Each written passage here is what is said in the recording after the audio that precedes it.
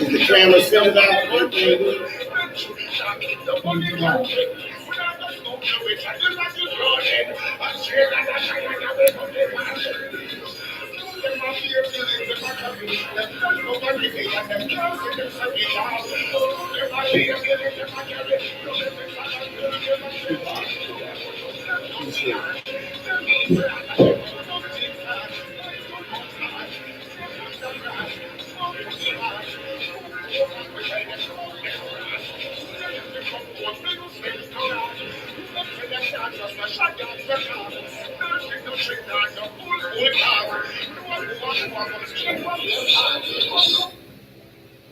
Hey, Shalom.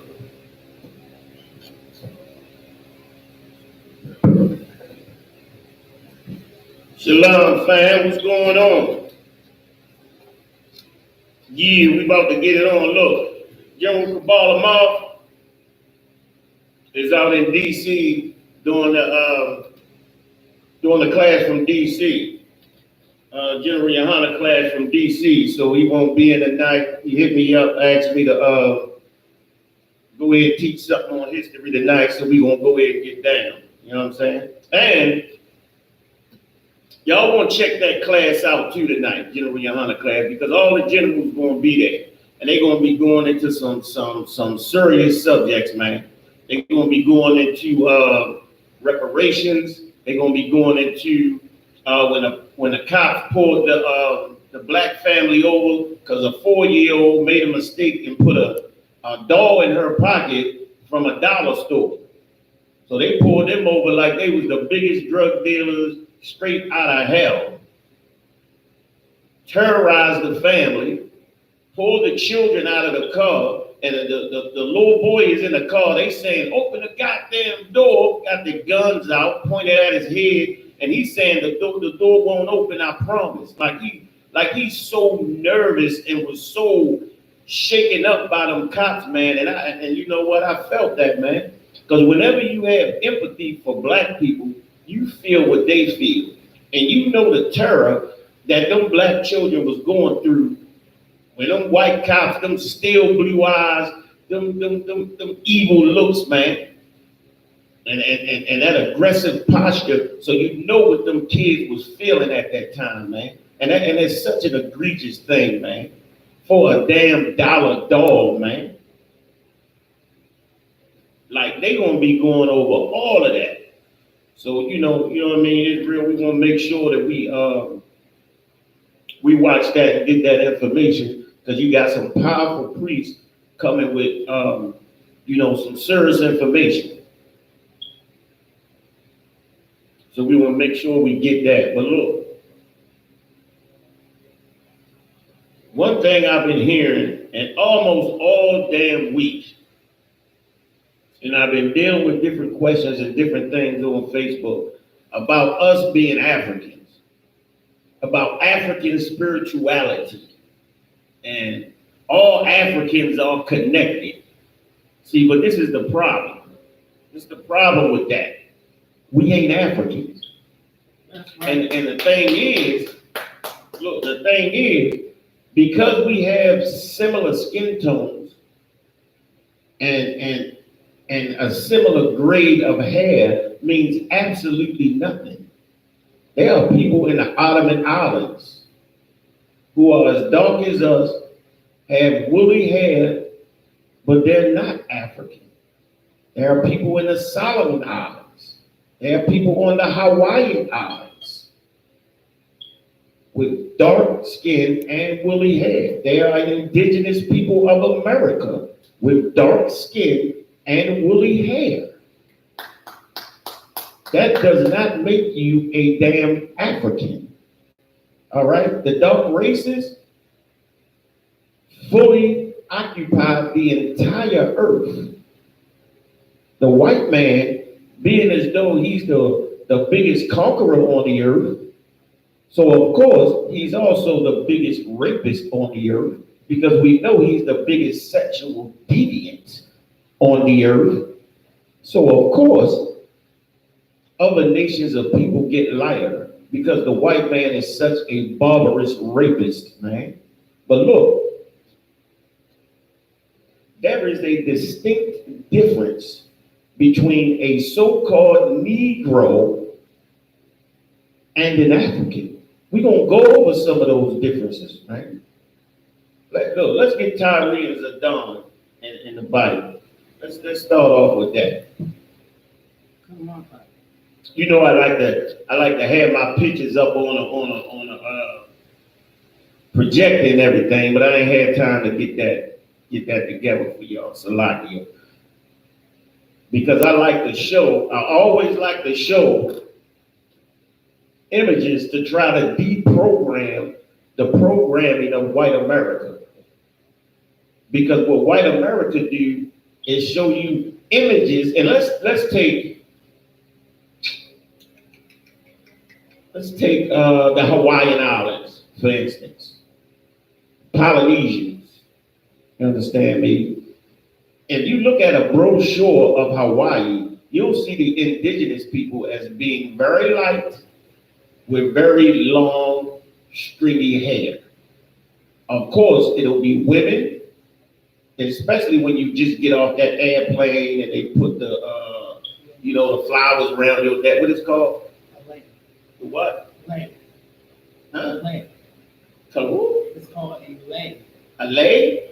Is that it? Yeah. The lei with the flowers they put around your neck when you get off the plane? Okay, that's what's up.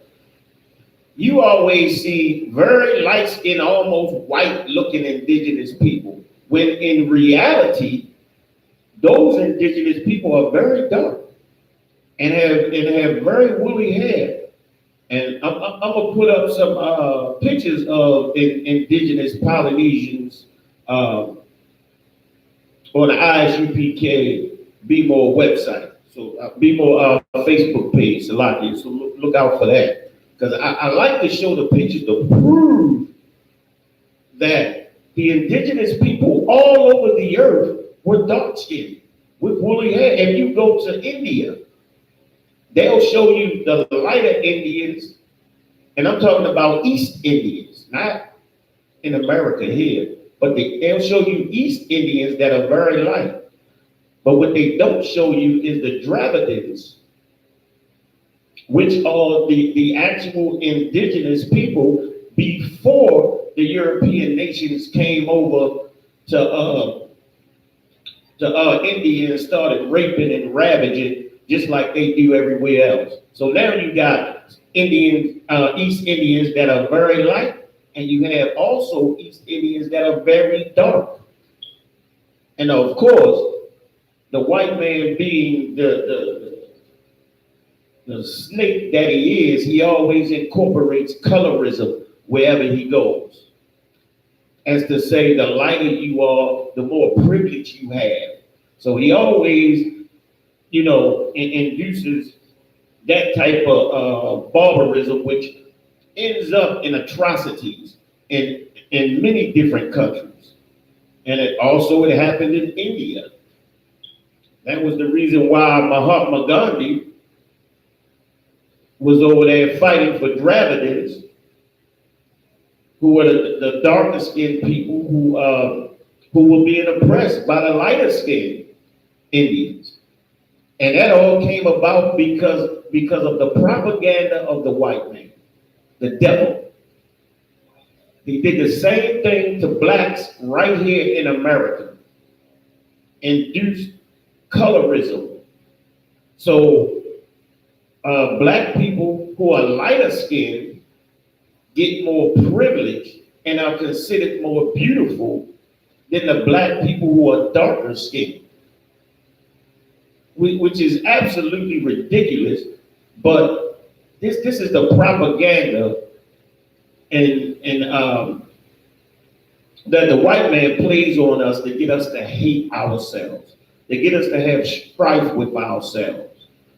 But when we understand who the devil actually is, the trickster, the belly crawler, well then guess what? We can start to deprogram. So let's find out how God felt about Africans. You got that scripture out? Come out of one kind. Go ahead. Joel 3:3, and they have cast lots for my people, and They have passed lots for my people. You understand that? Lots for my people. This is enslavement. And it's always the same. Oppression of black people. Go ahead. and have given a boy for an harlot. Giving a boy for a heart. Look. Selling our people as possessions. They sold us to white people during the transatlantic slave trade as a possession. Go ahead, Al. And sold a girl for wine. Sold a girl for wine. These Africans are disgusting, man. They sold us to Grecians who are white people for wine and beads. And what you say before, cocoa? I don't know about that cocoa. I still got to find out about that. Go ahead, Al. That they might drink. Yea. That they might drink. You understand what that means? That they might drink. So that they may enjoy the spoils of black people. And that's what white America is all about. Exploiting and enjoying the spoils of black people. Mass incarceration generates trillions of dollars for the American economy. Dope in black communities generates trillions of dollars for the white economy, for white America. Our suffering is something that they enjoy. It's something that they benefit off of, but never want to take responsibility for. Go ahead, Al. Yea, and what have ye to do with me, O Tyre and Zidon? Tyre and Zidon. These are African nations. These are African nations that sold us. And the Lord is saying, what the hell have you to do with me, Tyre and Zidon? These are both African nations up there where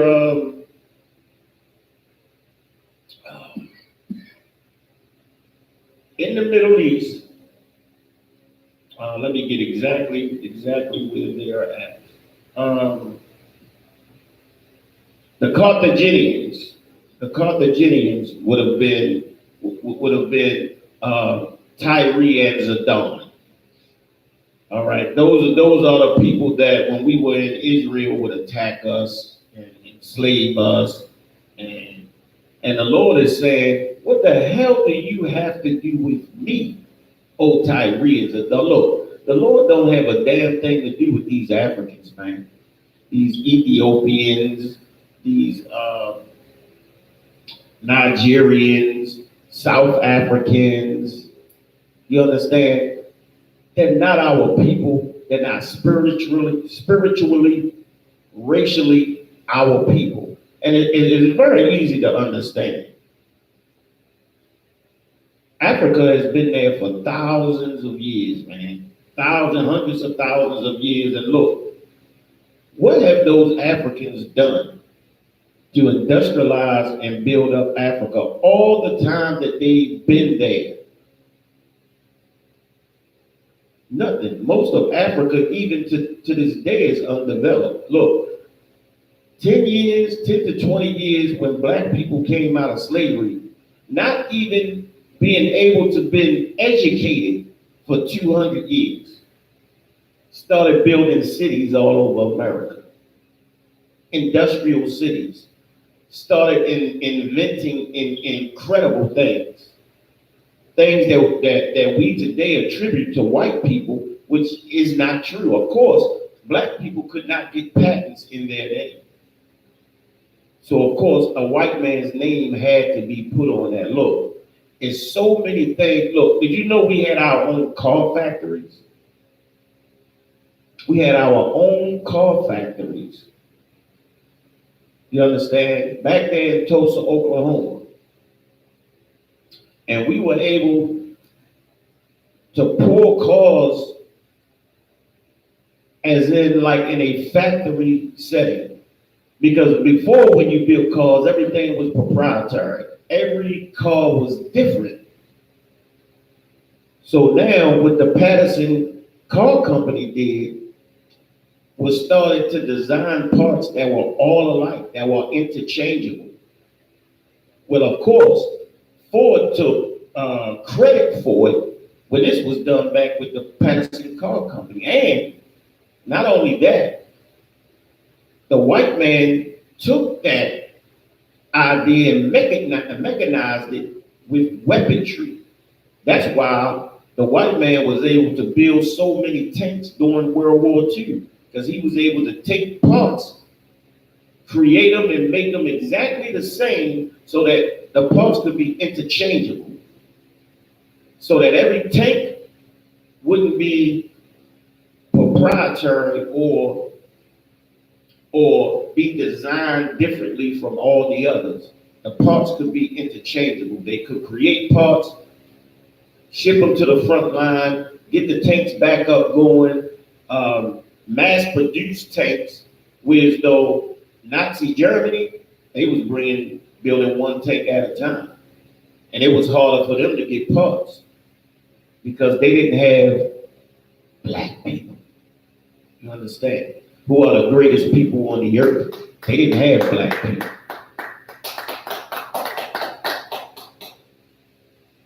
How do you think America won the Cold War? Russia has twice as much land, twice as much resources, but America outpaced Russia. Outpaced Russia, man. How you gonna do that with the USSR at the time? That empire stretched. It was tremendous. You could put 3 or 4 United States. And they had a conglomerate of different people there, but they didn't have Negroes. That's the problem. America outpaced Russia, went to the moon before Russia, built weapons, incredible weapons before Russia. America got to the moon because they used black women as computers. Russia didn't have black women. America poured so much dope into black communities that they were able to raise so much money during the Reagan administration that they were able to outpace an empire as big as the USSR. Because there's a special people here. Go ahead, Al. Joel 3:4. Yea, what had ye to do with me, O Tyre and Zidon? This is the Lord speaking. What the hell have you to do with me? He's talking about these African nations. What you got to do with me? Tyre and Zidon. So there's obviously a difference between Africans and the Lord's people. Go ahead. And all the coast of Palestine. All the coast of Palestine. Go ahead. Will ye render me a recompense? Will ye pay me back? Will ye render me a recompense? Go ahead. And if ye recompense me swiftly and speedily, will I return your recompense upon your own head. Swiftly and speedily. Look, when somebody has done something, another nation has done something egregious to the Lord's people, swiftly will he return that upon your head. Look, the white man days are numbered for what he's done to us. And for real, He can talk as much slick nonsense as he wants. No one is alive today that had anything to do with slavery. No black person ever went through any slavery that's alive today. So first of all, you saying that what you did to black people in the past was okay? And if you saying that black people, that slavery did not affect black people in this time, well then, that's the same as saying that white people didn't benefit from slavery, when all of their corporations were founded from slavery. Their insurance companies were built from insuring slaves. But the white man, being the devil and the snake that he is never going to admit anything of the kind. He's going to say, well, we can start from now, right now, even though he's had 400 years of benefit off of destroying black people. Reparations, look, check this out. The only reparations that could ever help black people is white people going into slavery. There are no reparations, no amount of money that white people could give us right now. You know why? Because white people are giving us their money. We have to buy their products. You understand that? We will have to spend our money with white people because white people is supplying everything. Everything from our goddamn drawers to our damn shoes, man. To the damn toilets we take a crap in, man.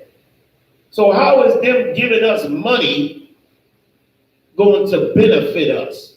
All of it is just going to go back into the American economy. Them giving us reparations for real and monetarily will be a stimulus plan for white America. That's all it would be. That's all it would be, man. That's it. It wouldn't help black people at all. But the reason why they won't move an inch on that, because it would be like saying that America is responsible for what's happening with black people right now. And the white man will never admit his crimes. That's why he cannot do that. The white man knows that if he give poor black families money, they just gonna go out and spend it with him. No. There has to be a slavery. That's why the Bible says those who have enslaved people have to go into enslavement. And the reason why the Bible says that is because if you enslave a people and then when the people eventually get the power, if you wipe the slate clean, as soon as those people get back into power, they're going to enslave you again. But if those people know that if they enslave you and they murder you, they do barbarism upon you, that is going to happen to them twofold.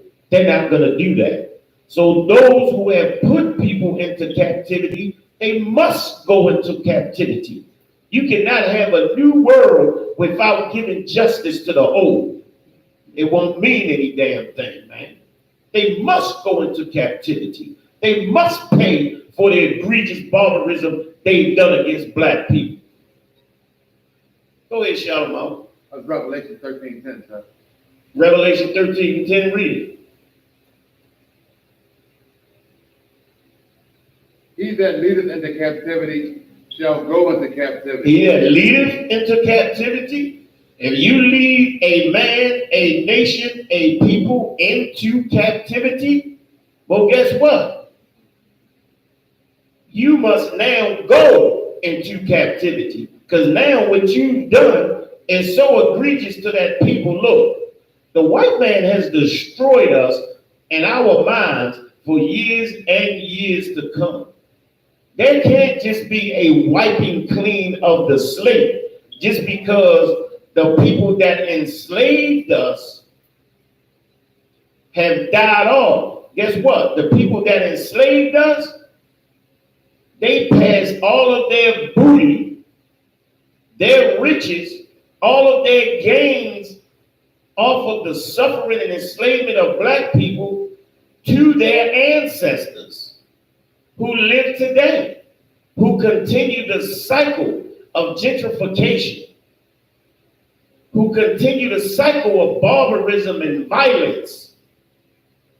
So how can we say we're going to forgive that debt when we still suffering today of the same goddamn oppression that they put us in 150 years ago? Go ahead, Al. He that leadeth into captivity shall go into captivity. He that killeth with the sword must be killed with the sword. Look, he that killeth with the sword must be killed with the sword. If you in that genocide on a people, you have to have genocide done to you. Look, if white people don't want genocide done to them, then they need to fix the mistakes of their ancestors, not live in the glory and in the wealth of their ancestors. You can't benefit off the people, off your ancestors who robbed the people and then say you ain't got a damn thing to do with it. The white man, the devil, man. So let's get back on these Africans. Look, let's, matter of fact, get me from Babylon to Timbuktu. We will find out the differences in us as opposed to Africans. And like we just discussed, like we just went over, when black people came out of slavery, we were only out of slavery from 10 to 20 years before we started building cities all over America. And these were the most prosperous cities, and that record even stands today. In Black Wall Street, the dollar went around 20 times before it went out. The best a white man's city ever did was the dollar going around 7 times. You understand me? The black man is a genius, an archaeological genius, a financial genius. The problem is that we've been so destroyed and stomped into powder under the constant aggression and violence of white supremacy, man. That's the damn problem. If we were able to grow up in drug-free, stress-free environments, we would be a completely different people. But the white man makes for damn sure that we grow up with drugs all around, violence all around, confusion all around. He makes for damn sure we grow up with stress. Making for damn sure that we get no justice. Like the white man is so vile and egregious, he wants us to be humble in our oppression. The Bible says that oppression should make a wise man mad. But oppression here makes black people, what? Humble. Accepting the oppression of the white man, accepting the scraps that we get from this dog, man. Where you at, brother? Babylon to Timbuktu. You're going to find out the difference with them Africans, man. And you see the obvious differences in athletics. Black people dominate every sport. Every sport in the world. Black people dominate it. Not Africans. Black people. Well, what does that mean? If Africa is the base genetic form of the black man, then why the hell is there such a gap in athleticism? Why is there such a gap in swag? Where's the African Aretha Franklin? Where's the African Michael Jackson?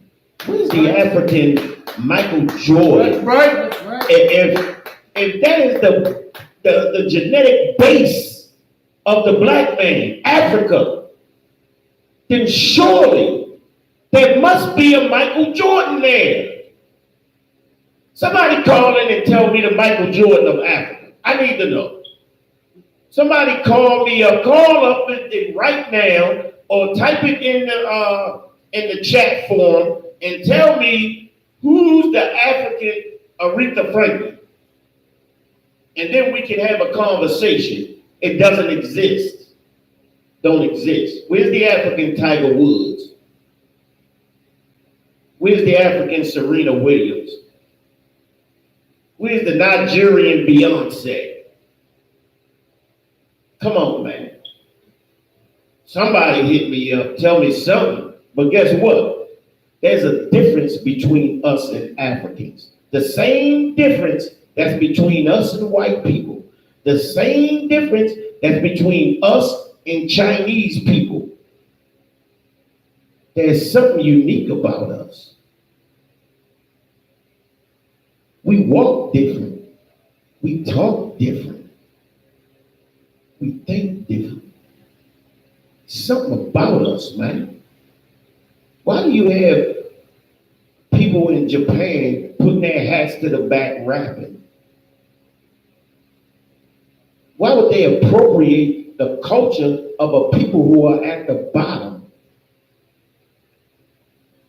Because there's no better people to appropriate from. You sag your pants, the world sag their pants. Michael Jackson walked on stage, walked backwards with one glove on. The next day, the whole goddamn world was doing it. Something about us, man. Something different. We're going to let the Lord explain it. No, first, we're going to go into Babylon to Timbuktu. Let's get that out. Where we at? Tell them where you at. This is from Babylon to Timbuktu by Rudolph R. Windsor, page 90. The black Jews had an advantage over the African tribes. Look, the black Jews that came into Africa in 70 AD, when Rome put an end to Jerusalem, a lot of us came into Africa at that time, but a lot of us were captured and were up in Europe. A lot of us were thrown in arenas with wild animals and made to fight one another as gladiators. To eventually, we were able to break the yoke of Rome. There's a brother named Septimius Severus. He was a gladiator, and what he was able to do was mobilize black gladiators and was able to bring different tribes and nations up to topple Rome. But look, this is the thing. After Spain, Ferdinand and Isabella had won the war in Spain, black Jews, they had a lot of black Jews there. And I'm only saying black Jews. There's no other kind of Jews but black Jews. But I'm just saying that because there is a imposter who says that he's a Jew too. So to differentiate between the two, I'm talking about us. I'm talking about black Jews. Now, we were under the authority of Ferdinand and Isabella during the Renaissance.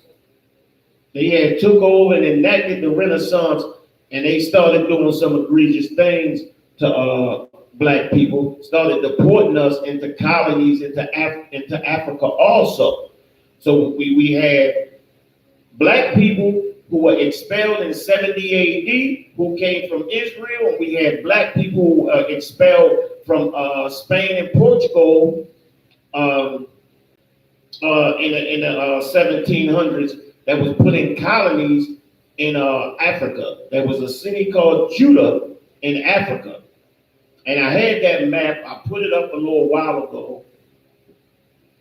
I wish I had my screen up, but I ain't had time to make the presentation. But look, those black Jews that had been sent down into Africa by Ferdinand and Isabella was able to join the black people that was already there in Africa. And that's when the white man came over and was able to put us into slavery. But in Africa, when we were there, the Africans hated us because there was such a difference. We were able to build forts and build cities, you understand, while they slept in mud huts and ate flies. And we knew there was carpenters among us and many things among us. And Rudolph, what's his name? Rudolph Windsor? Rudolph R. Windsor was able to do the research and find out the differences between black people, black Jews, and Africans. And listen very closely to what he said.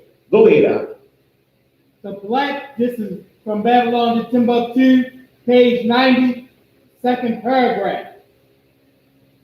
The black Jews had an advantage over the African tribes.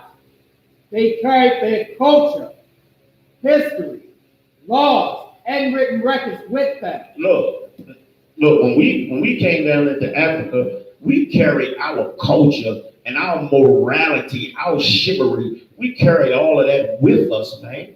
Our laws, you understand? Our laws of cleanliness. So we wasn't dying of plague and different diseases like that.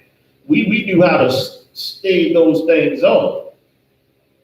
But the Africans were so primitive and so stupid, all they could do was lift bricks for us, man. That's all they could do. You could clearly tell the difference between an African and a black man. The way we dressed, we took our culture with us, we took our language, our morality, the way we read, the way we moved, the way we talked. Africans hated us, man. They absolutely despised us being on their land. Go ahead, Al. This assured them a constant proceeding for the development of a higher social organization. A development of a higher social organization. Look, African people were not able to structure a hierarchy outside of the strongest man that could kill everybody. We had laws to govern how we act, how we treated each other. We had different laws on brotherhood. We had laws on how we treated our wives. And we had laws on how we praised our God. African people put plates in their lips. African people worshiped bulls and took urine showers and ate cow poop. You understand me? They had no social order. They worshiped the strength of the land, what they saw, beasts and rocks and statues. They had no concept of God like we had. They were beneath our people. Go ahead, Al. Because of the stability of the black Jewish culture, the Jews were not absorbed into the authenticity. Take your turn. Autonomous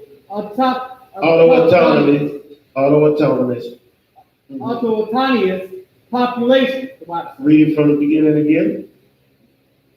Because of the stability of the black Jewish culture, the Jews were not absorbed into the autonomous population. Like, look, we wasn't going to be absorbed into a barbaric hunter-gatherer type of people.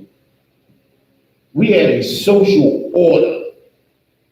We had a civilization that we started to build when we got into Africa. We started using the resources of Africa. You understand? We started to mine that gold. And we wore that gold. We wore gold teeth back in Israel. We understood about precious metals and carpentry and things of that nature. We didn't have to live in dirt and sew leaves together to lay down at night. You understand? We were an industrious people, an intelligent people. And Africans hated us for that. And there was a clear difference between us. Look, when you saw Israelites walking in Africa, we had pants with fringes on and wore like a pearl. Africans was wearing broom skirts. What's that kind of skirts they wear with the man? Look, man. We had technology. You understand? If you saw us in an African, there's a difference that could not be missed. That's why when the white man came, he came for black people. The white man was going to build a nation. He needed carpenters, man. He needed architects. He needed people with a strong morality that could make it through slavery. He needed a strong people. Are we stronger than Africans? Come on, man. The heavyweight champion of the world is always a black man. Chinese people can fight, right? Why is the American ninja champion a black man? Go ahead. In fact, the Jews absorbed some of the native tribes. The Jews absorbed some of the native tribe, which is completely unlawful. And why absorb some animals? I don't know. But that's what generally happens with people. Some people go off. Go ahead, Al. The Jews made use of every opportunity. Made use of every opportunity. Every natural resource we was able to take and make pots and make different utensils to live. And we showed the Africans how to do that. This is why them Africans and them Ethiopians think they Jews today and claim to be Jews today because we left our records there. There are extremely old Torahs there that was actually metalwork. Like we created books that was made of metal because we knew that the white man was putting his images in them and changing them. So we had to make them of metal. You understand me? And them filthy Africans got our records. Go ahead, Al. Come on, Kyle. The Jews made use of every opportunity. They were an industrious and skillful people. Mm-hmm. In the Jewish dominant states were found kings. Kings, look. We had rank and order. A social structure, a civilization, and the man that ruled over us was one of us. You understand? And we respected that rank. And that's the only way a civilization can move forward. Somebody got to have the last word. The Africans didn't have that. They just all moved in anarchy, man. Go ahead, Al.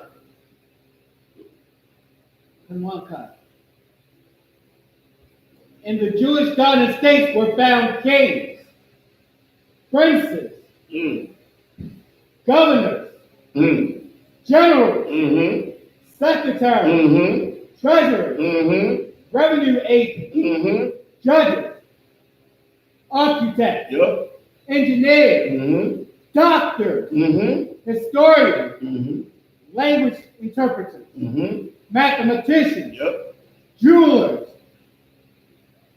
sculptors, masons, carpenters, painters of art, goldsmiths, leather workers, potters, Tell them. armorers, Mm-hmm. saddlers, blacksmiths, agriculturalists, etc. Look, isn't that everything you need to build a civilization? That's why white people came looking for us. The industrious people who had the talent, the wherewithal, the culture, the social structure to put together and to build a nation. White people were looking for some specific people. They used the numbers of the Africans to overwhelm us and to take us, man. Because that's all the Africans were really worth, was to be used.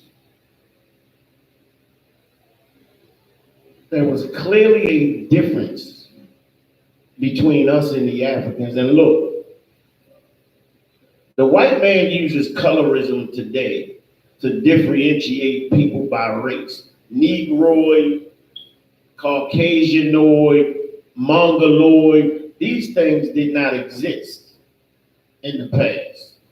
The Lord divided people by nation. And in the Bible, several times it calls Paul an Egyptian because Paul was dark-skinned with woolly hair like an Egyptian. And the only way you can tell you would be able to tell was by the clothes that he was wearing. You understand? Sometimes we look a lot alike. The Lord divided us by nation. Give me that in the Bible line. The Lord divided the nations. Give me that. Give me that. I got mine balled up. I know he got me. I ain't even got to look for the scripture. You want the one in Matthew? I think it's in the Old Testament. If I'm not mistaken, the Lord divided the nations. Wait a minute.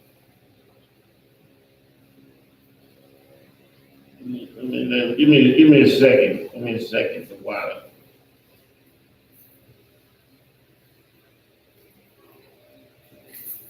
Deuteronomy. It might be. Deuteronomy. Read that for me, Shalom. The water. Get that for me. Let me see what that is.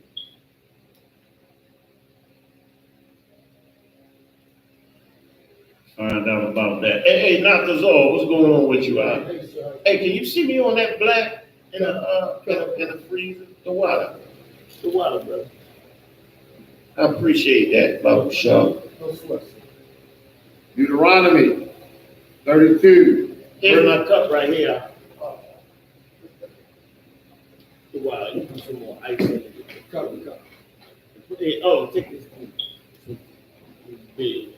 The water. Go ahead. Deuteronomy 32, verse 8. Go ahead. When the Most High divided to the nations. Yeah, the Most High divided to the nations. Go ahead. Their inheritance. Their inheritance.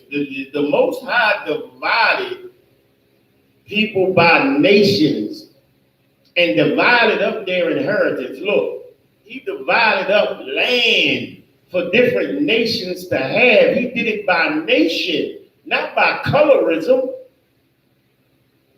You understand? Which is absolutely ridiculous. He did this by nation. He said this nation is going to have this land and resources right here. This nation going to have this land and resources over here so that they can trade with each other. He never meant for everybody to get to be together and to be as one. He damn sure didn't mean for all woolly-haired, dark-skinned people to be as one, calling themselves Africans. That African spirituality is ridiculous, man. I mean, anybody with half a brain, come on, man. Africans are all the same and all connected. That's ridiculous. Look, the Lord put a difference between Africans and Negroes who are black people. Matter of fact, Somebody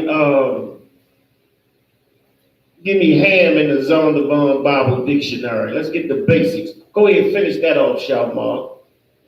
And hey, I appreciate that, Shalom. You're doing some good work, man. Go ahead. Dwala.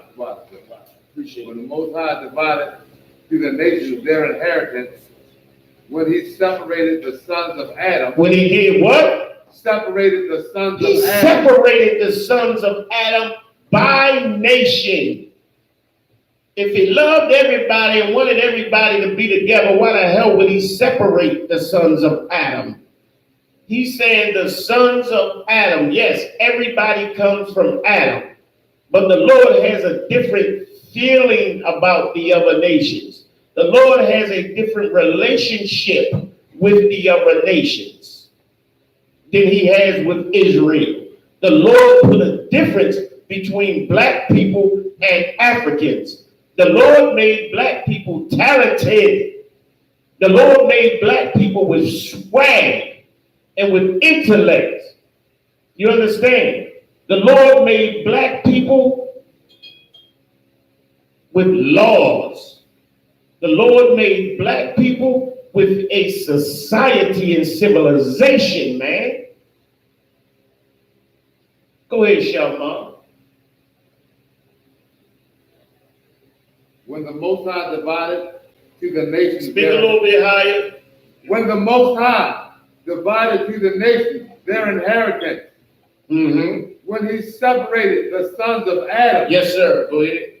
He set the bounds of the people according to the number of the children of Israel. According to the number of the children of Israel. The children of Israel are involved in everything. According to the number of the children of Israel. What was you saying? Salah.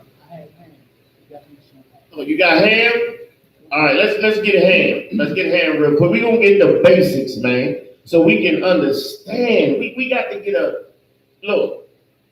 Who do you think told us that we was Africans, man? Who do you think told us that? The white man told us that to inject confusion among us, because he know that if black people think they Africans, we're going to be the best Africans.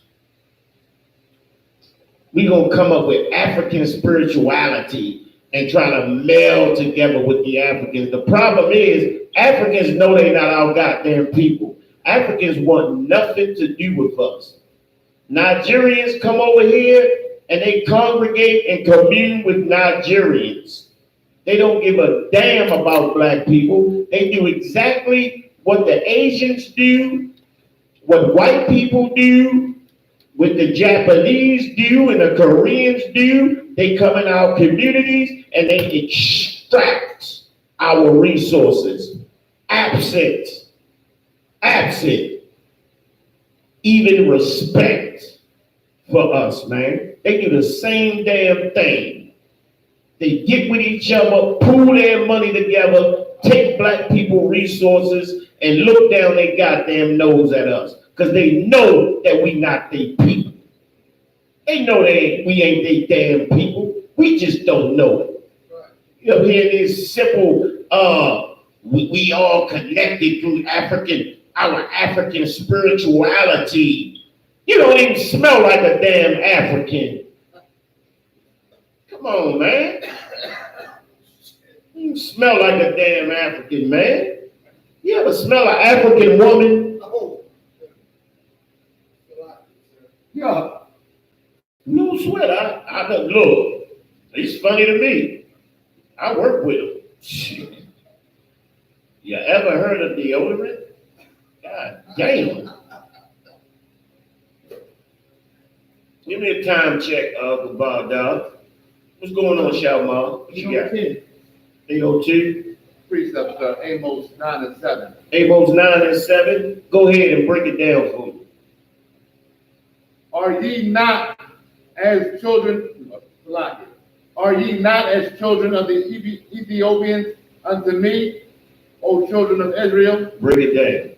Saith the Lord, have not I brought up Israel out of the land of Egypt, and the Philistines from Kapathor, and the Syrians from Kir? Now that's talking about something a little bit different. That's talking about something a little bit different, but I get with you later on that. Gabardal, go ahead and finish up Babylon and Timbuktu. We got to get these differences between Africans and black people. It's very important because we out here talking about we Africans. That was that on page 9. Did you want the other page? Sure. Give me, you know what? I told them about 70 AD. I got you. So I got to prove to them that in 70 AD, we came into Africa. So give me that. I got you. That's what's up. This is from Babylon to Timbuktu by Rudolph R. Windsor, page 84, second paragraph. In the year 65 BC, the Roman armies under General Pompey captured Jerusalem. In 70 AD, General Vespasian and his son Titus put an end to the Jewish state. Look, in 70 AD, General Vespasian, this is the Flavians, the Flavian family, Vespasian and his son Titus, they went into Jerusalem, into Israel, and they put an end to Israel with slaughter. They murdered us, man. But look, this was a prophecy of Christ. Christ had already said before he left us that when you saw the Roman army coming down to Israel and encircling Israel, that the desolation was nigh.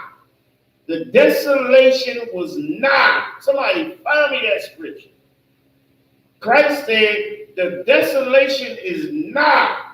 Christ had already prophesied this was going to happen. And it happened the same way he said it was going to happen. And he told us exactly what to do. And some of us did that. But some of us did not and paid the consequences of it. Got it. I didn't want you to get it because I had you read that. Tell Wood the scripture, and I had Wood read it. Luke 21 and 20 to 22. All right, that's what's up.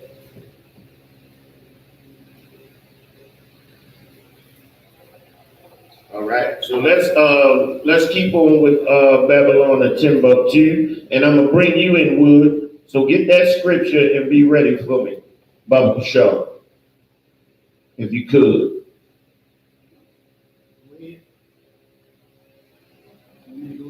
Come, go ahead. Titus put an end to the Jewish state with great slaughter. With great slaughter, man.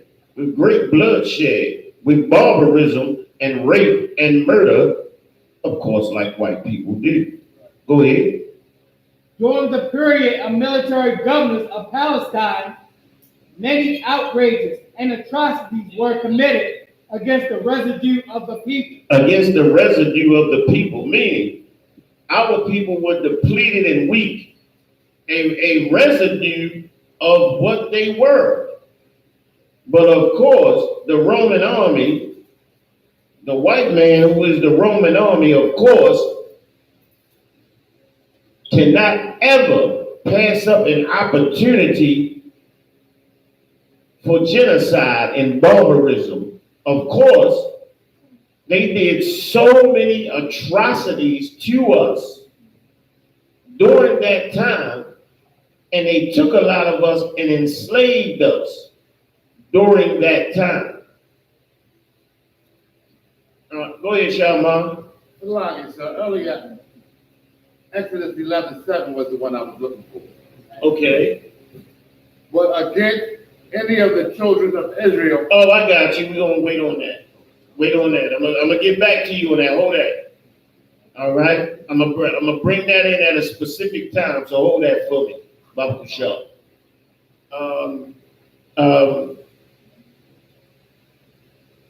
Okay, read that over again. Number one Read copy. that over again.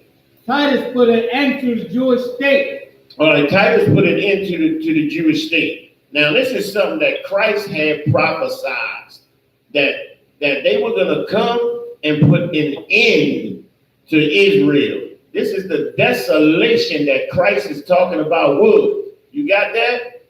Oh my God. Go ahead, brother, nice and loud.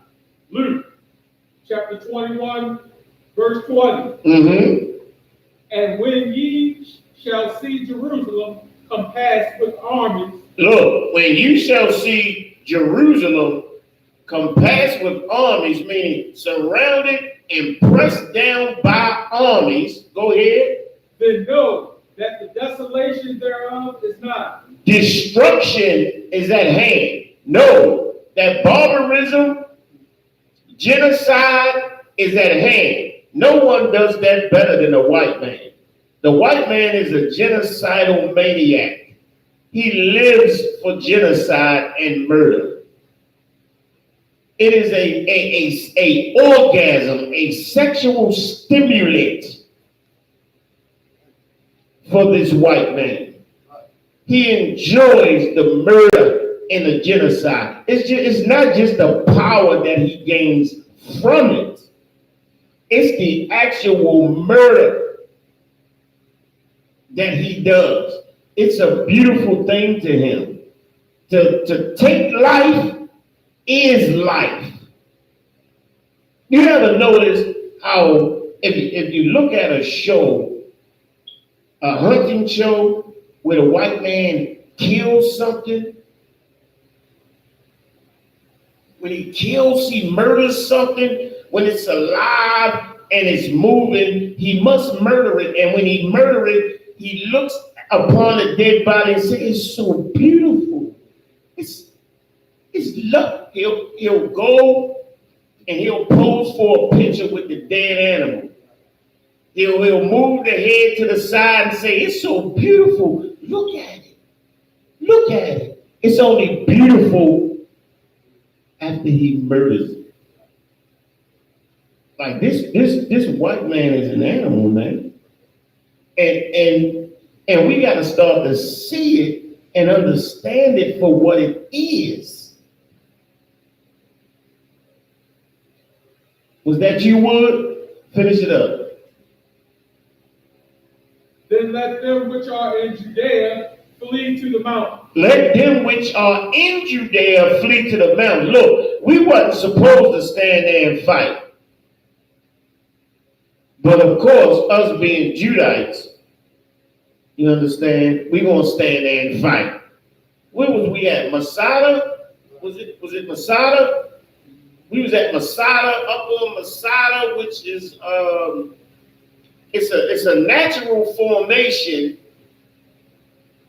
It's like up high. The Roman armies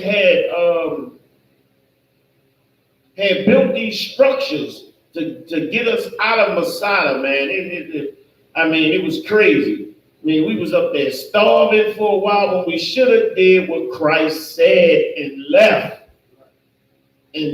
Christ had prophesied about this, man. Go ahead, Wood. And let them which are in the midst of it depart out. Depart out, man. Get the hell out of there. Go to the mountains, man. We were supposed to go down through the Gaza Strip and move on down there to West Africa, man. And get the hell out of Jerusalem, man. For these sick, insane white people that was murdering us, eating us, raping dead bodies. Look, man, like the white man had to make names for the evil that he did. Necrophilia, having sex with dead bodies. Look, the white man is disgusting, man. Go ahead, Nakazal. Now, I was ready to say something that you said, because when Christ told them to, leave and go down to Africa, it's funny that those Romans that followed them to Africa, you got white people today saying they were the white Jews that went down to Africa, but knowing that if y'all went down to Africa, y'all skin was gold, and all that. Y'all can't even bang with that climate down there in Africa. Look, there is no evidence that there was any white slaves in Egypt. There is no evidence of any white people being in Africa, period, before Alexander the Great. There is no evidence whatsoever. If white people in 70 AD had went down into Africa, there would be paintings of it, evidence of it. Black people were enslaved in Egypt. Black people went into Africa in 70 AD for the same reason that Christ went into Africa to avoid Herod murdering him. Herod, who was a white Edomite, to avoid being murdered by Herod, he went where? Amongst dark-skinned people in order to hide. Gabarda? And this is just common sense. If strategically you would know if you wanted to hide amongst somebody, you will find somebody that looked like you. So if those so-called white people that's calling themselves Jewish went to hide from Roman persecution, they wouldn't have been found if they looked like the people that was already there. Right. If you were white in Israel, you would have went into Europe somewhere amongst white people to hide yourself. You certainly can't hide amongst black people because you look so damn different. Look, the Israelites had to get away from white people, meaning getting the hell away from Europe. The Roman army was in charge of all of Europe. The Mediterranean Sea was, what do they call that? A Roman lake. They called the Mediterranean Sea a Roman lake, meaning Rome controlled all of it. Rome controlled much of the Middle East and a lot of Egypt. So we had to creep down the Gaza Strip, past Egypt, and creep down there into West Africa, man, to get the hell away and out of the provinces of Rome. That's what we had to do. And if we was white, that would have never happened. That's insane. It's illogical. Not to all. I just want to make one more point, sir. And it's the same thing that's going on today as far as like Donald Trump. Because we feel like the Iranians and Iraqis is actually blended in with the tribe of Isupk getting the United States. They made a couple movies about it. And that's. Say that again?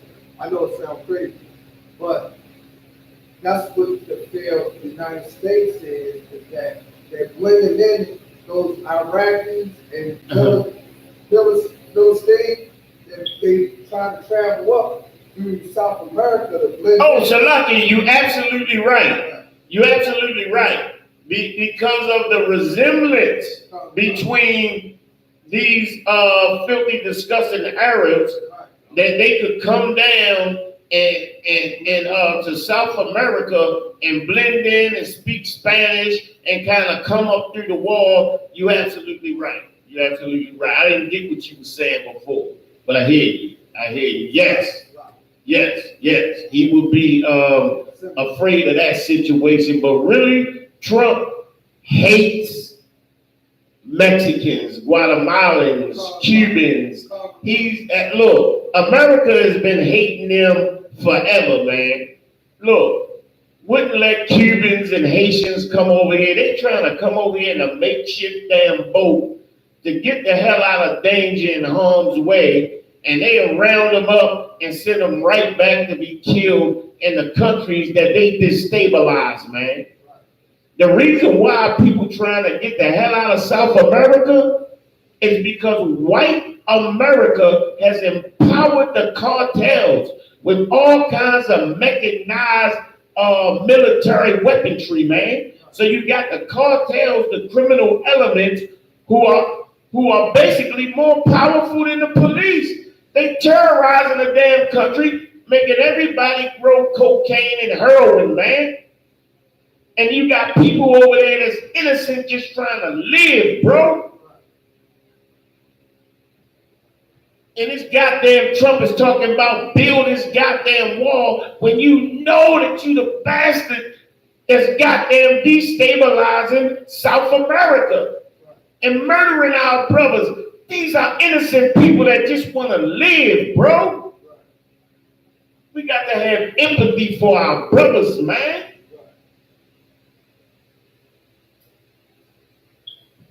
Let me get back, man. I'll go on all night about that, man. Look, we love Hispanics, man. So-called Hispanics. You understand? Those are our brothers of the flesh. And we're going to fight for them to the death, man. You understand? The hell with Trump and his damn wall. Look, we know that it's Trump and his damn cronies that are destabilizing South America. And we got brothers and sisters that just want to live. You know, these South Americans will come over here and pick fruit all goddamn day for nothing, man. Live in apartment buildings, 20 people in one room, man, trying to live. How dare you take these people's children and marginalize and murder them? How dare you, like the white man is a piece of garbage. Salaki, where we at? Did you finish that, Wood? Man, look, I know we supposed to be completely unemotional about that, but this make me mad, man. This make me mad about my Hispanic brothers and sisters, man. Like the white man is such a vile, egregious goddamn dog, man. That's right. And they can't even understand what they done to these people, man. You worried about border control when you didn't empower the cartel to murder innocent men and women and children. God damn it. Come on, Wood.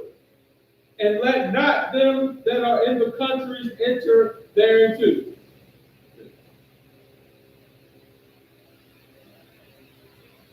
Look, Christ prophesied that was going to happen because we wouldn't follow the laws, statutes, and commandments of the Most High.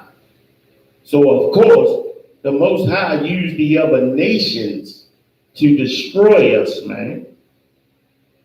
So Christ prophesied about that. Some of us went into West Africa where we started colonizing and created communities and cities, one of which was called Judah. Was it Little Judah or just Judah?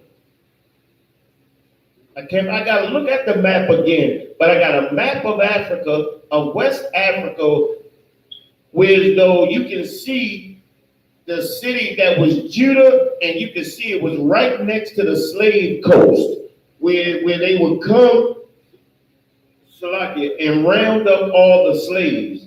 So Judah is actually what they call the slave coast in the 1700s, man. So this was a place that we were living for many years, man. Come on, Doug. It was called Judah, originally Negro land. Negro land, yes. It was called Negro land on some maps, especially some maps from Europe. Some of the European maps, they would call it Negro land or Judah. You understand? Or the slave coast. That's how you know where our people were. This was our people. Look, if every so-called African was eligible for slavery, why wouldn't they just pick the Africans from around the rim? Of course, they would come in with the big ships. The most vulnerable would have been South Africa. They're still hunter-gatherers today. All they had to do was snatch them up. You know what I'm saying? Throw a little rodeo rope around them and put them on the damn ships. Instead, they did 3-month convoys. 3 months. where they went into the interior of West Africa and took a specific people. They joined and made truces with Africans to go in and get a specific people. Why didn't they just take any African? Something ain't right. We got to open our goddamn minds and understand something here. Why didn't they just take the Africans around the interior? Why spend so much money to take 3-month convoys and incursions, dangerous incursions into the interior of West Africa to get a certain people if everybody in Africa are the same? Somebody tell me. It is the truth. It is the truth. They did 3-month convoys, man, all the way up to the slave coast. Why? South Africans were right there. Sierra Leone was right there. Why not take the Africans that were there if everybody was eligible for slavery? Somebody lying, man. Right. Somebody telling a goddamn lie. Right. Child, I'm tired of it, goddamn it. Bring this out, man. Come on, dog. Good night. What's going on, man? Crazy as a mother.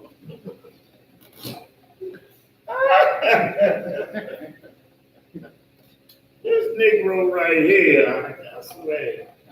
No sweater. Ain't that good? You need some more time? You all right? You sure? All right, I can put Nacazar under pressure.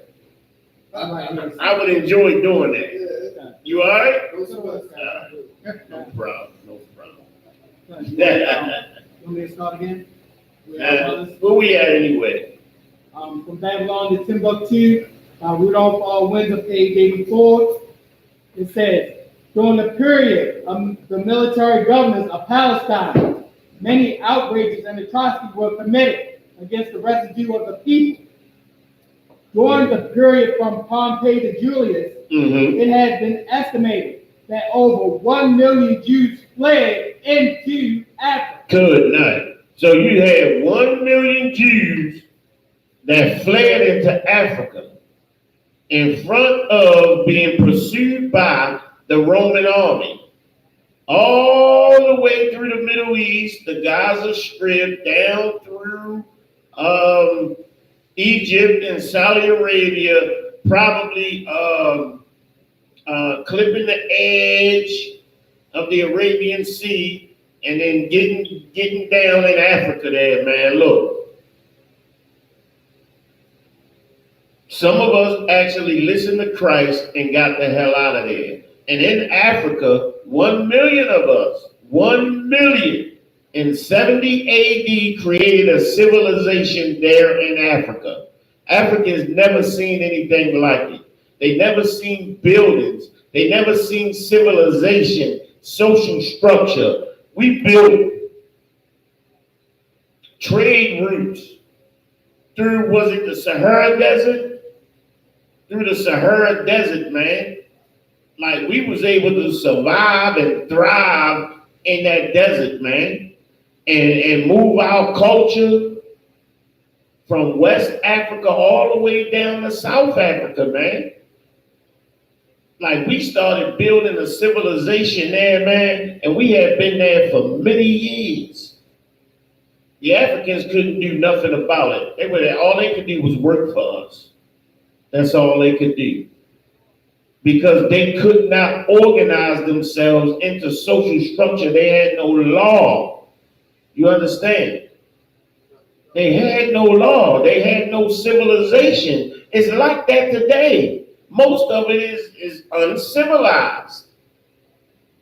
They got so many resources, so much gold, diamonds. They even got the minerals that have to go into cell phones.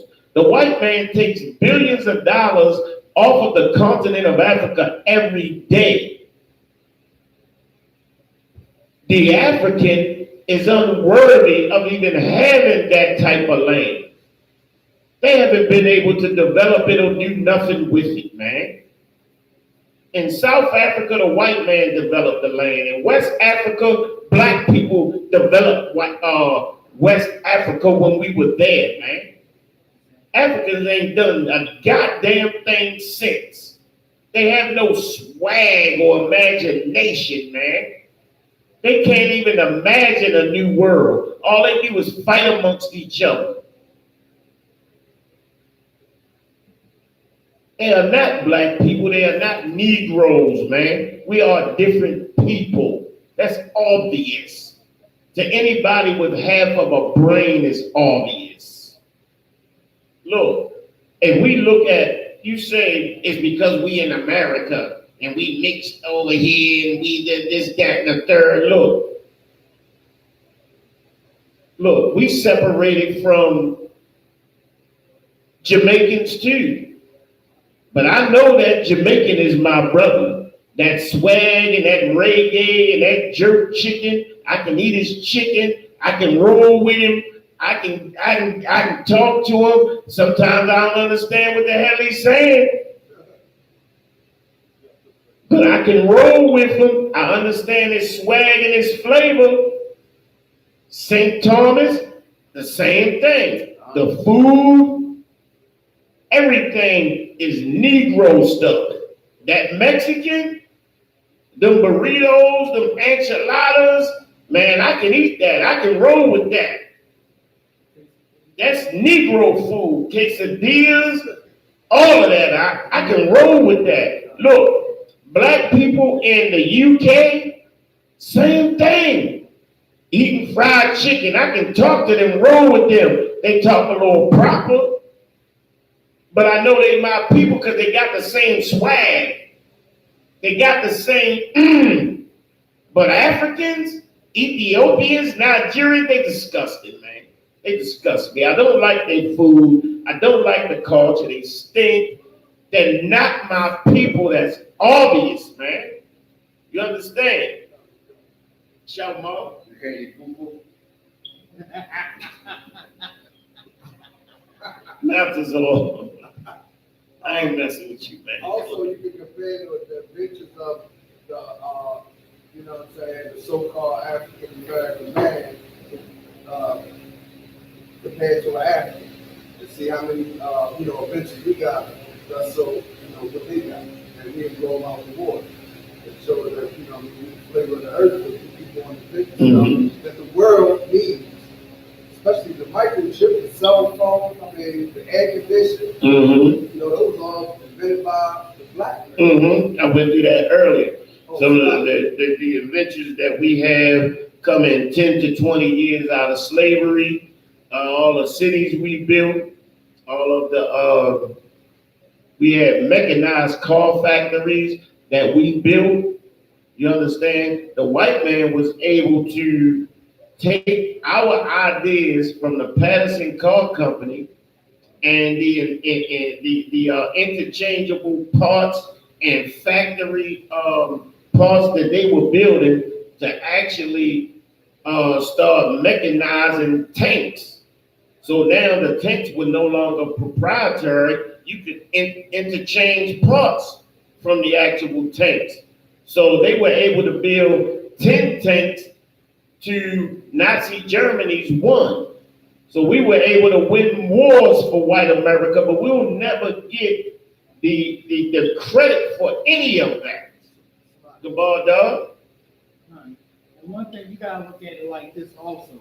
When you come here to America and see the things that's happening when you turn on the news, when you read the newspapers, Africans are not being stopped and for traffic stops. They're not being beat down by police. Their sons and daughters not being hunted.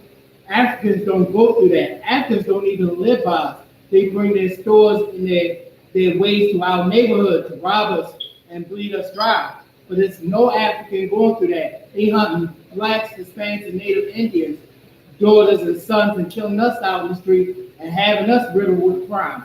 Africans are not facing crime. They're getting rich off us by bringing their culture into our ways and selling it to us. Mm-hmm. Word up. It's damn sure true, brother. Damn sure true. You had something else to know? No, I'm just showing you that the comparison to Africans from African Americans, like what did an African invent? I'm pretty sure they invented something, but it ain't in the capacity of what we invented. They invented a few things with the help and the technology of white people. Oh, I know what they invented, sir. They invented their own feces using fuel. They shit slack. They defecate and use fuel for their own defecation and cook food with it, which is almost an abomination. Okay, no sweat.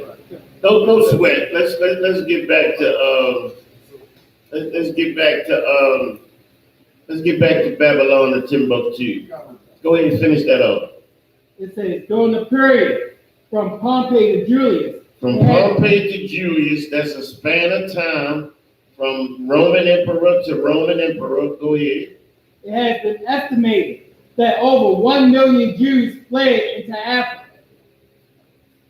Go ahead. Fleeing from Roman persecution and slavery, the slave markets were full of black Jewish slaves. Yeah. You want me to continue? Continue.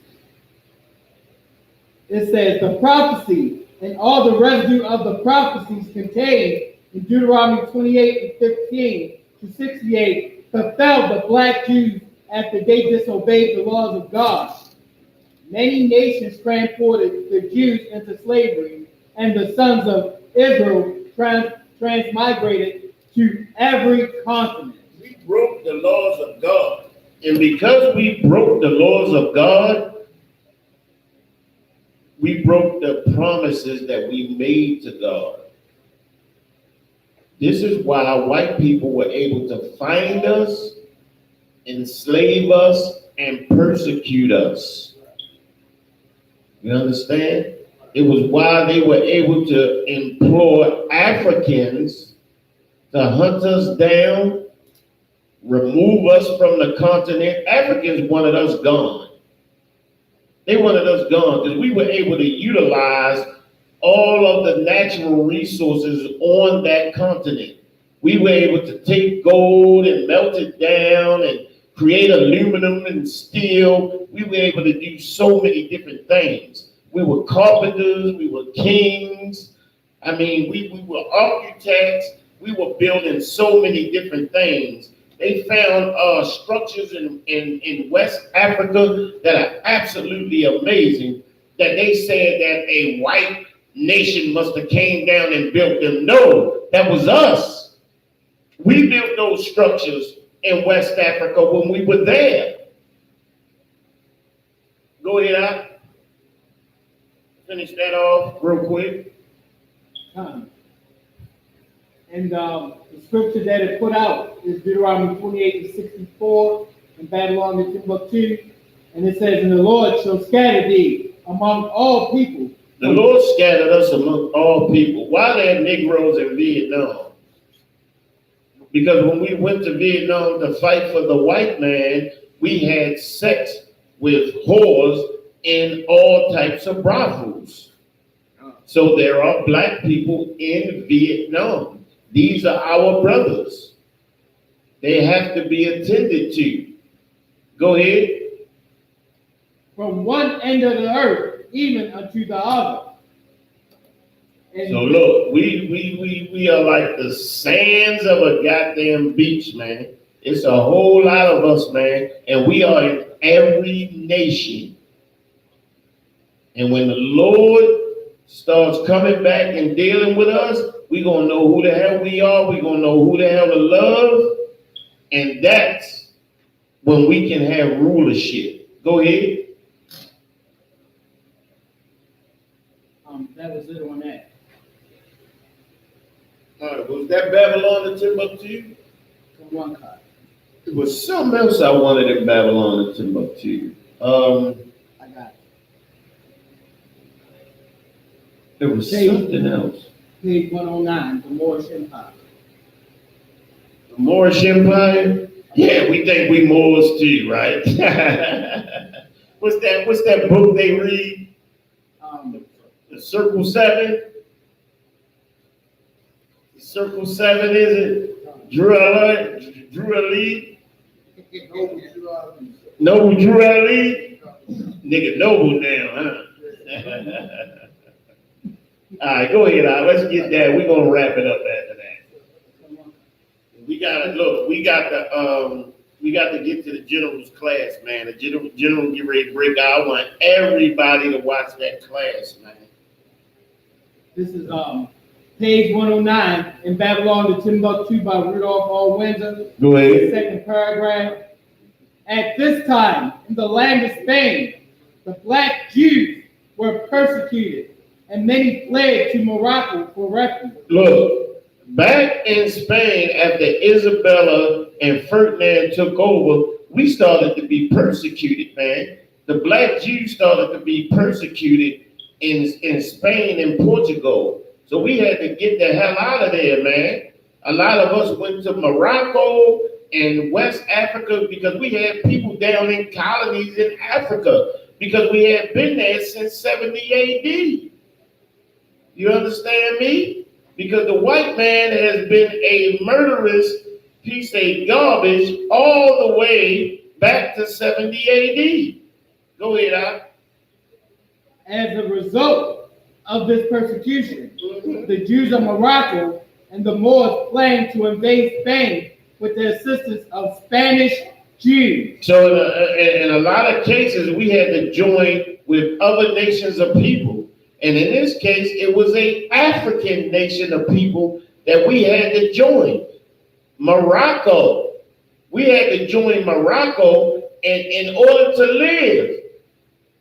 Because white people had pushed us out of our homes. So in order to get a foothold and to actually live, some of us had been deported to Morocco, but some black Jews were still there. Go ahead.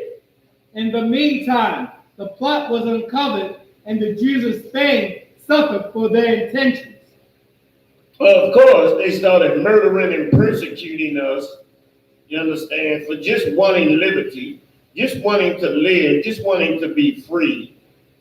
Go ahead, Al. Early in the 8th century, the Mohammedans from Morocco united with the black Jews. The Mohammedans united with the black Jews. Look, we're not the same people.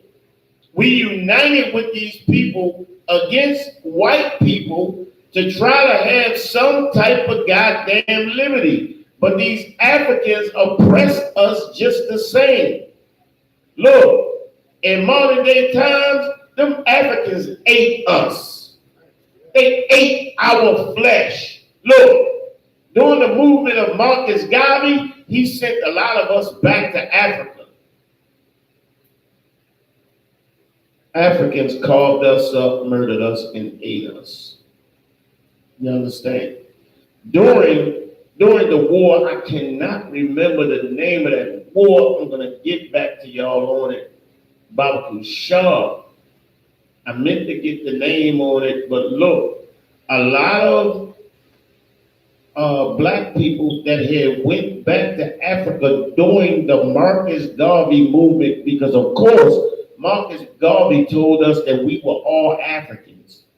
The Africans know the difference between actual Africans and Israelites who are black people. They waged war on us and started to murder us. I cannot remember the name. I'm gonna get back on that because for some reason I'm drawing a blank on the name of the brother who actually led that revolution against them Africans. Say again.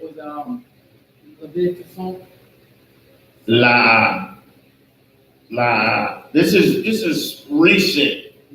This is the children of the people that Marcus Garvey has sent to Africa, and this is somewhere like in the 80s or 90s, there was a brother drawing a blank right now, Salaki on that.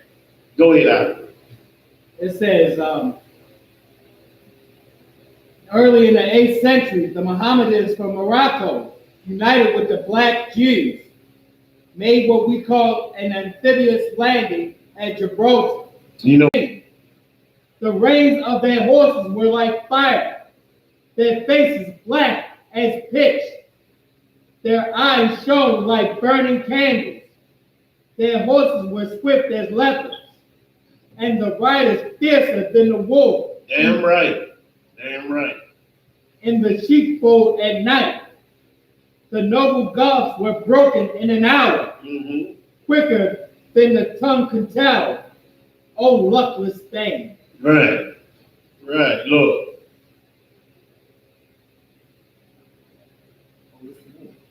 We were able to join with those Africans at that time to actually take care of our needs. You understand? But white people did eventually break that yoke. But the whole point is we are a different race, a different people from especially from modern African people, man, which has really nothing to do with our culture, nothing to do with our race. It's just that the white man has broken up race into Caucasianoid, Negroid, and Mongoloid. So in scientific thinking, we're thinking that we are Negroid, which encompasses all dark-skinned, woolly-haired people, which is a lie. The white man differentiated people by Negroid, Caucasianoid, and Mongoloid. The Lord divided people by nation. You understand? And look, I got to show the pictures of why it's so stupid to try to divide people by Caucasianoid, Negroid, and Mongoloid. Because you're doing it by the phenotype of the face.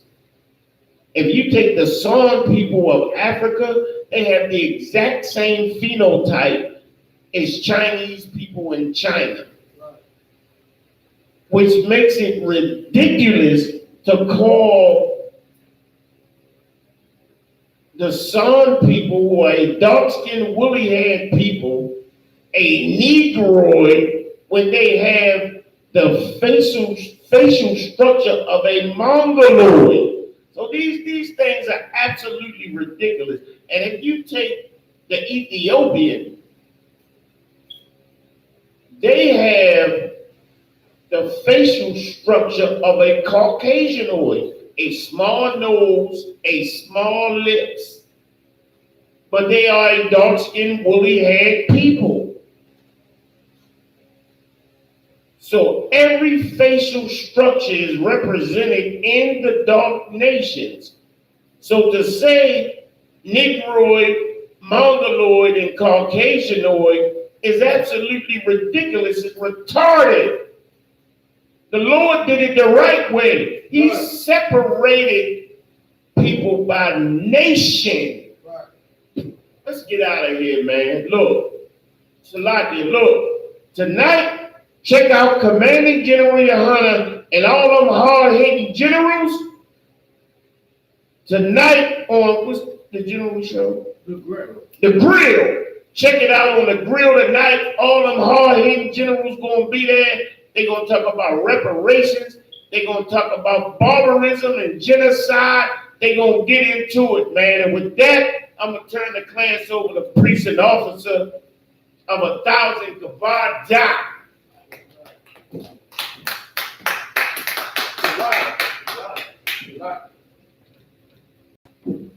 These are the security announcements. We are of the I.S.U.P.K. out of 1 West 125th Street, Harlem, New York, under Commanding General Yohanna. New rules for brothers and sisters.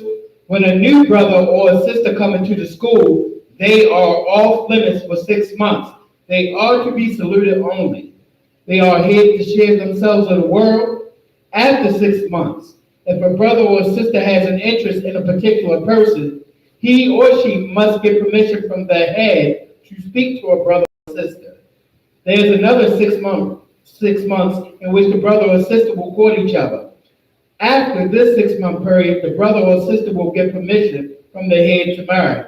This is a 6-month to 1 year rule, not to be broken. Follow protocol, or you will be seen in council.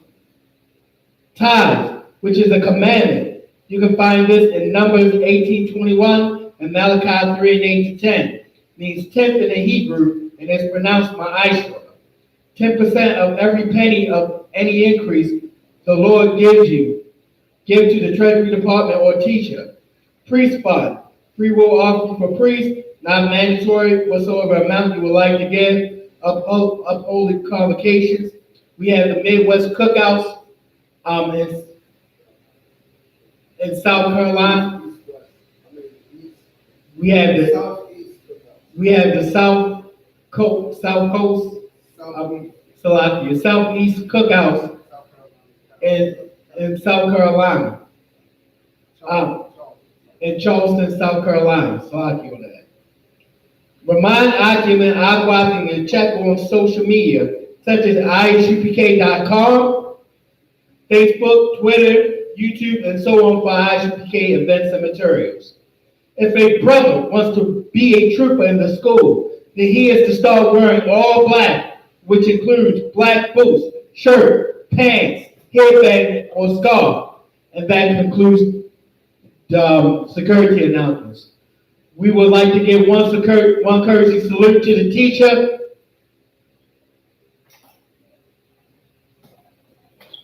Men of Israel, Amayu Shabbat, Amayu Barak, Yahweh Ba'ashem, Yahweh Shabarakatah, Yadi Matah, dismissed.